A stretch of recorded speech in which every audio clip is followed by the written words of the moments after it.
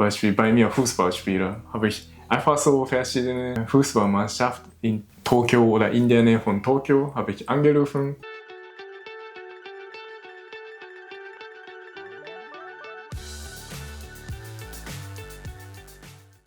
Acht Kinder oder 10 Kinder sind eine Gruppe. Und dann die Kinder, die viel essen wollten, immer so Freunde direkt sagen, hey, kannst du für mich viel Reis oder viel Essen dazu oder mir geben oder sowas gab es bei mir oft. Immer, okay, ich mache fertig. Oder ja, Kinder bereiten.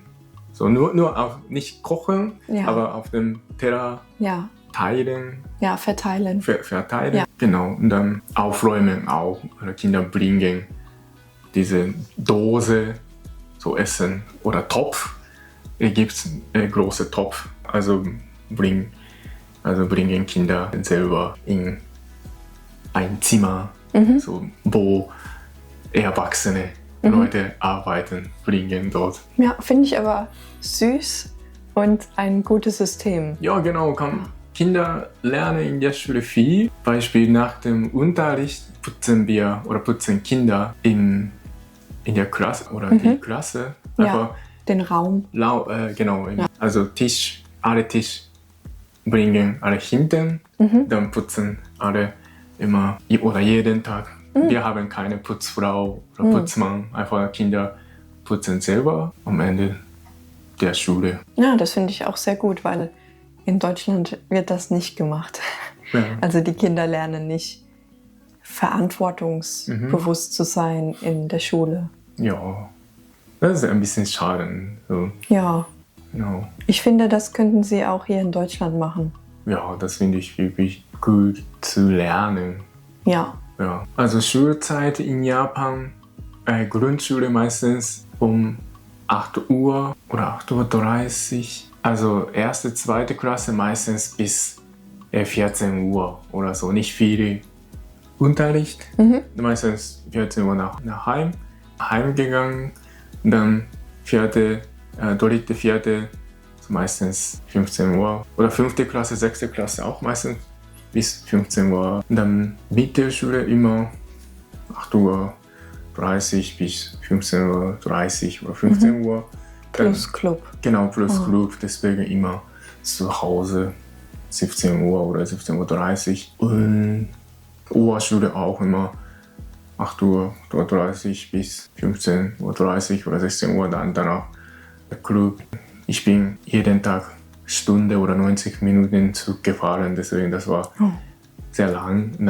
Ich war immer zu spät zu Hause. Dann so nach dem Unterricht habe ich Fußball gespielt und dann danach 2 Stunden oder 2 Stunden 30 und dann danach selber trainiert. Dann immer zu Hause 21 Uhr oder mal ab und zu 22 Uhr.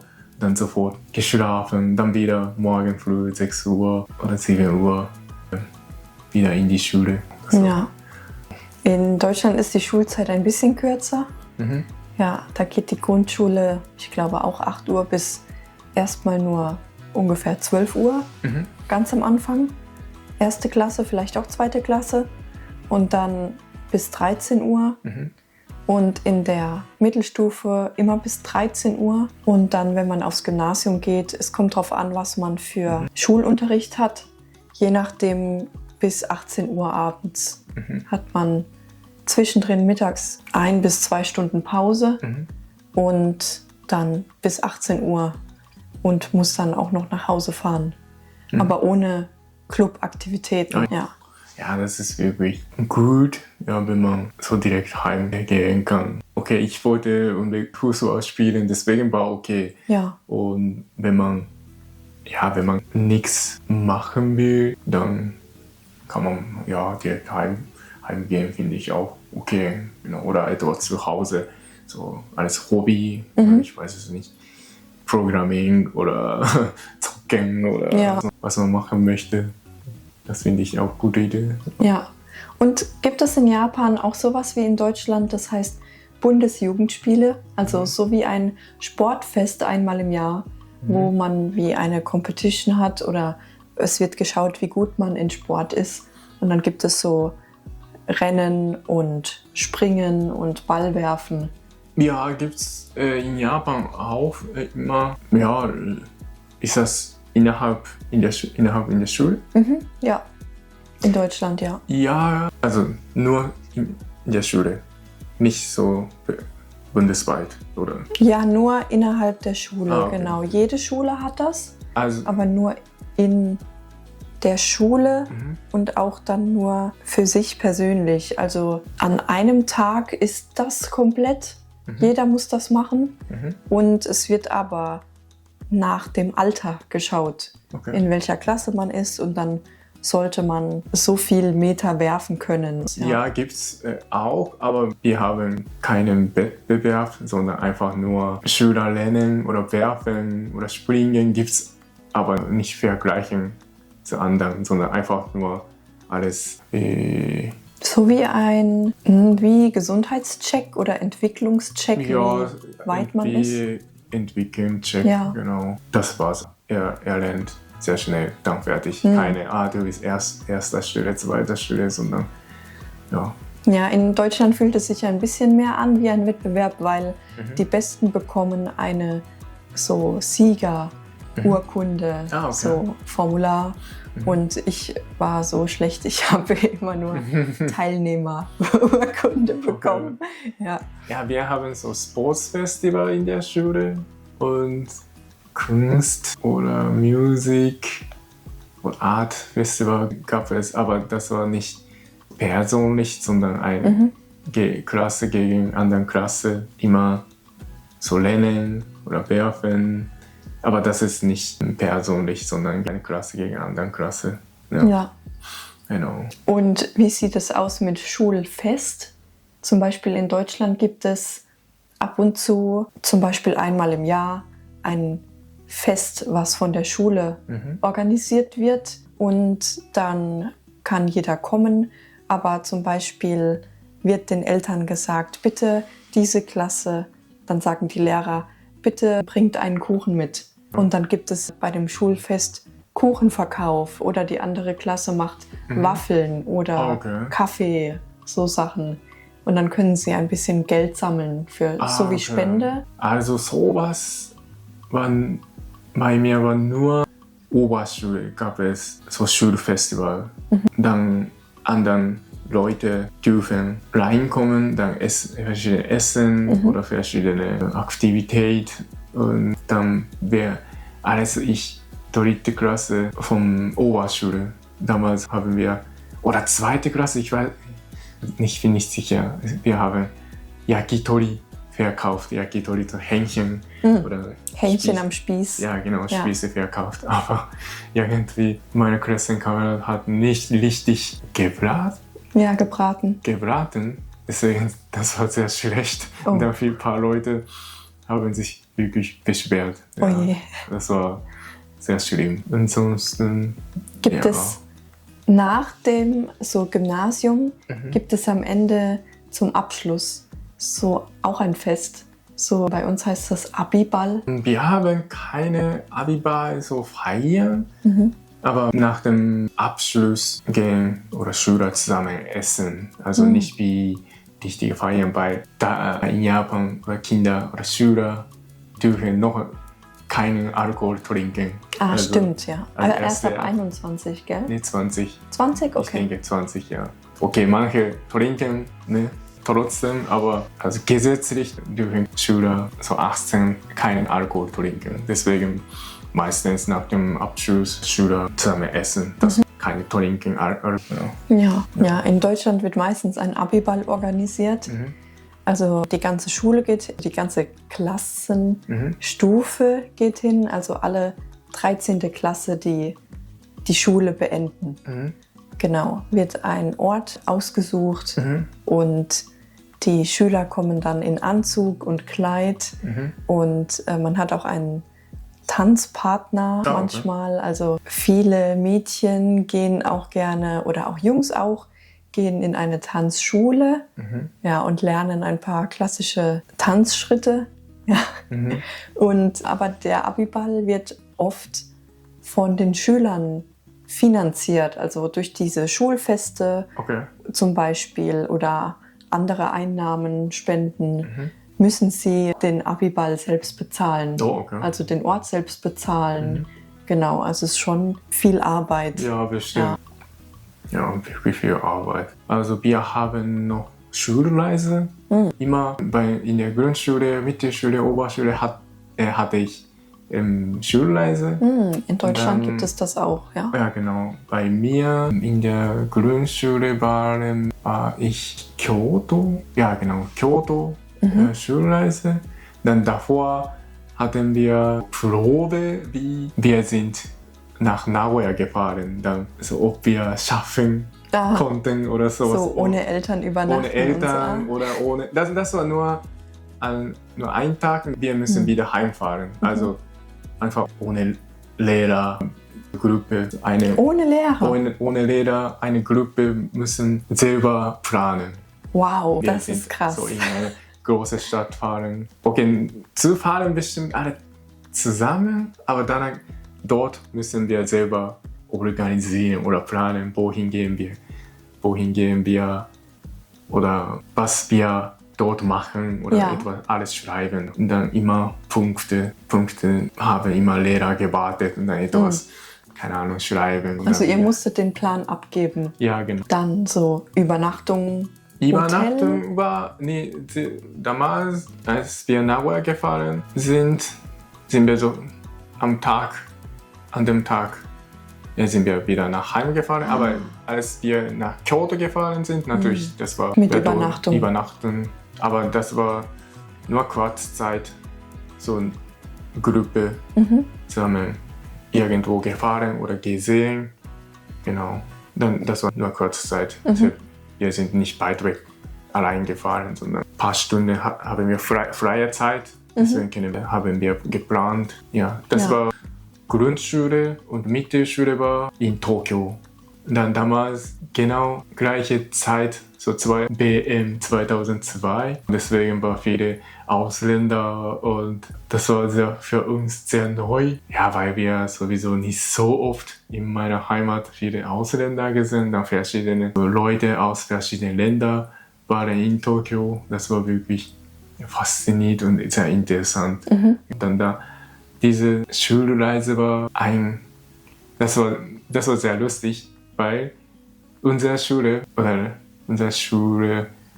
hat uns angeboten oder wir müssen, gab es Thema. Dann wir nicht müssen, aber wir haben selber jemanden angerufen, den wir treffen möchten. Einfach. Beispiel bei mir Fußballspieler, habe ich einfach so verschiedene Fußballmannschaften in Tokio oder in der Nähe von Tokio habe ich angerufen, dann ein paar Mannschaften abgelehnt, sorry, machen wir sowas nicht. Ich habe einfach eine Mannschaft angerufen, hey, wir machen sowas in der Schulreise. Deswegen, ich möchte jemanden, so einen Spieler, möchte mit mir interviewen. Und dann, ich dachte, passiert nicht, also bestimmt. Sie hätten abgelehnt, aber doch akzeptiert. Ja, ich war so in Chiba Jeff United, so eine Fußball-Profi-Mannschaft. Eine immer noch so, er heißt Nakanishi. Er hat BM 1998 in Frankreich gespielt. Und ja, wir haben uns mit ihm getroffen. Dann wir haben Interview gemacht. Und dann anderen Leute, zum Beispiel Darsteller oder Filmdarsteller oder Filmdirektor oder jemand anderen Schüler getroffen oder ein bisschen bekannte Leute haben andere Schüler getroffen. Wir haben selber telefoniert, aber sowas gemacht. Also generell muss man sagen, die japanischen Schüler bekommen viel mehr Eigenverantwortung. Ja, bei mir war es wirklich so, genau. Ja, in Deutschland gar nicht. Die Lehrer organisieren alles. Ja, genau. Also wir haben selber. Das war 15 Jahre alt, 14 Jahre alt. Und das war wirklich überrascht. Ja. Ich kann mich daran immer noch erinnern, als wir sind zu vierte und dann wir wurden so Trainingsfield eingeladen. Wir sind einfach so reingegangen. Vielleicht, das war komisch. Und dann ich weiß es nicht, jemanden sehr, was macht ihr hier? Oder, und dann, ja, wir haben bla bla bla. Und dann war es eine sehr gute Erfahrung. Oder, ja. Und das war Mittelschule, dann Oberschule ich war in China, genau. Man konnte, oder Schüler konnten auswählen, also Nagasaki und Okinawa und dann... In welcher Stadt warst du in China? China, Beijing, ja, war ich, aber wirklich Culture Shock, das war ganz anders. Und ja, zwar China ist sehr nah, aber wirklich... Nicht viele Japaner gehen ins Ausland, gell? Oder China so, vielleicht schon. Ja, aber manche, so Beijing oder Shanghai, gehen viele Japaner bestimmt, aber ja, das war ja erstes Mal, meine Erfahrung. Ich war schon in Korea, aber China war erstes Mal, deswegen ein paar Kulturschock oder wirklich anders oder Essens anders. Ja. Und ich konnte damals nur gebratene Reis und Peking Duck oder Peking Ente konnte ich essen, aber anderen leider konnte ich nicht so viel essen immer. Ja, aber das war wirklich interessant, anders. Es war sehr nah, aber wirklich anders. Es war wirklich interessant. Ja, in Deutschland gibt es auch Schulreisen. Also in der Grundschule ist es auch so, dass am Anfang die Reise noch nicht so lang geht, so eine oder zwei Übernachtungen, weil da auch erstmal getestet wird, wie gut schaffen es die Kinder, ohne Eltern zu sein. Aber es gibt vorher, glaube ich, keinen Test oder so, ob sie es schaffen würden. Man kann, denke ich, sich gut daran gewöhnen, woanders zu schlafen, wenn man einfach in der Grundschule eine gute Schulfreundin hat und dann übernachtet man mal dort oder so. Deswegen ist es eigentlich okay, mal 1 oder 2 Nächte nicht bei den Eltern zu schlafen. Ja. Und dann in der Mittelstufe gibt es auch, ich weiß gar nicht mehr, vielleicht 2, 3 Klassenfahrten. Und da ist man auch eigentlich innerhalb Deutschland unterwegs. Auch so für 2 bis 3 Übernachtungen, meistens, ich weiß nicht, unter der Woche oder am Wochenende, je nachdem, wie die Lehrer das planen. Und dann, wenn man im Gymnasium ist, gibt es auch eine große so Abschlussreise. Okay. Und dann gibt es Vorschläge, die gemacht werden und man entscheidet sich dann für eine Reise, wo die meisten Schüler sich dann dafür entscheiden. Zum Beispiel in meinem Fall war es Kroatien. Oh, okay. Ja, oder manche gehen auch nach London oder Italien, ja, oder Dänemark. Ja, also in Europa das eigentlich. Ja. Und bei mir war es dann zum Beispiel, ich glaube, in Kroatien sind wir mit dem Bus hingefahren. Also 24 Stunden im Bus. Sehr anstrengend. Ja. Wir haben Schuluniform, also Grundschule. In der Grundschule ist es egal, was wir anziehen, aber Mittelschule, Oberschule hatten wir Uniform.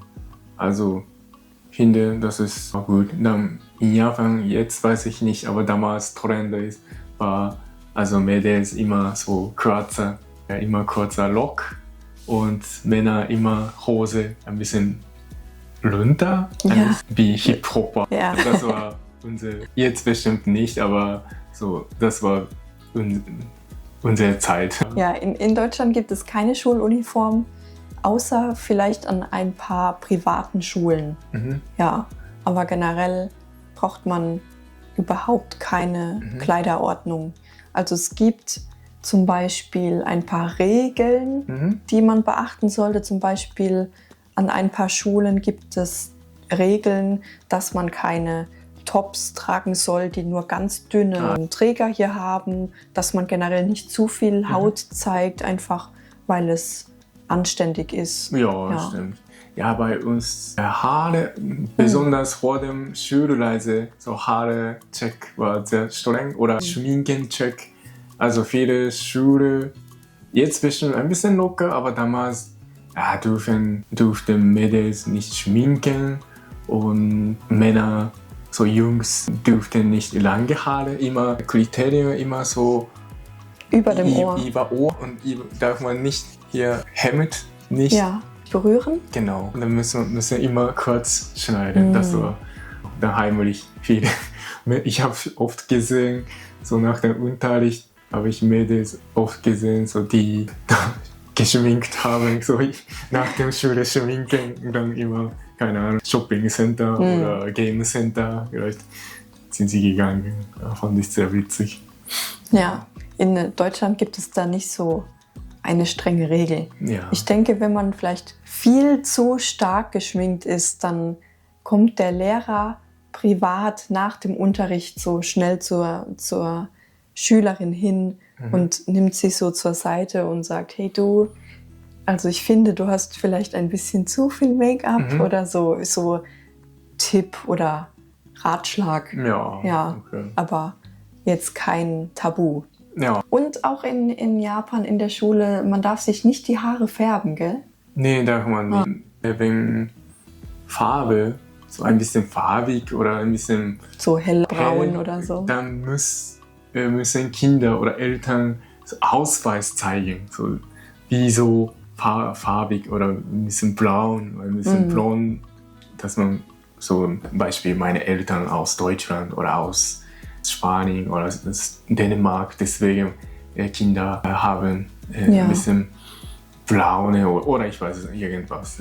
Ja, das habe ich schon mal gelesen, dass es ab und zu schon ein paar Fälle gab, wo ein japanischer Schüler ganz natürlich nicht schwarze, sondern so braune Haare hatte und dann musste in der Schule bewiesen werden, dass es die natürliche Haarfarbe ist und nicht gefärbt. Ja, das ist wirklich schön. Ja, sehr. Genau.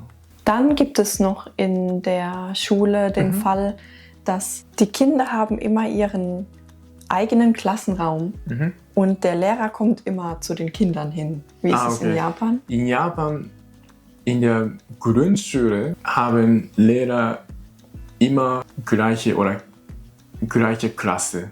Beispiel, ein Lehrer hat immer zuständige Klasse oder Kinderklasse. Dann alle von Mathe, Japanisch, Biologie oder alles, ein Lehrer bringt Kinder bei. Also immer gleich in einem Zimmer, immer eine Klasse. Also ein Lehrer muss alle Fächer können. Genau, außer Musik oder ja.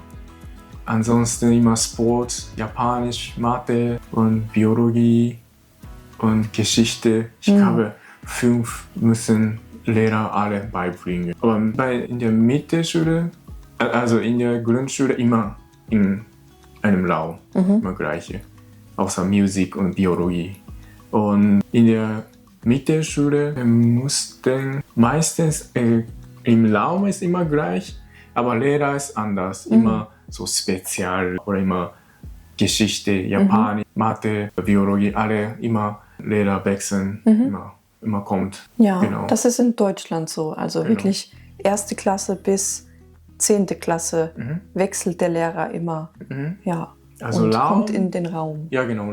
Immer Raum gleiche. Ab und zu anders, aber meistens immer gleiche. Also das war in der Oberschule auch immer Klasse meistens gleiche, aber kommt Lehrer immer anders. So Englisch. Also momentan so in japanische Kinder ab 5. Klasse.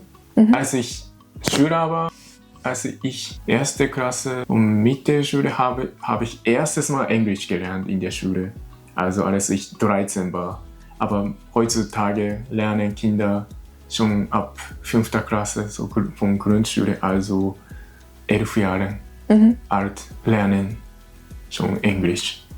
Genau. Ja, also immer gleich. Und genau, immer gleiche. Aber erst so ab Uni muss man immer hinlaufen. Ja, genau. Erste Uni wechselt immer. Ansonsten Grundschule, Oberschule, Mittelschule meistens gleiche, aber Lehrer kommt zu uns an verschiedene Lehrer. Ja, in Deutschland gibt es noch den Fall, dass von der 11. bis zur 13. Klasse muss man den Raum wechseln als Schüler.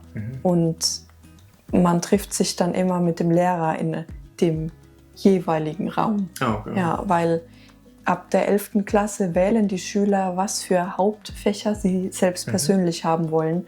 Und deswegen mischen sich dann auch die Klassen. Man ist in keiner festen Klasse mehr, sondern man hat seinen eigenen persönlichen Stundenplan. Okay.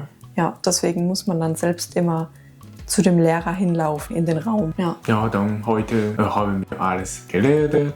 ja, es gibt doch ganz schön viele Unterschiede. Ja, genau, wirklich viel Unterschied.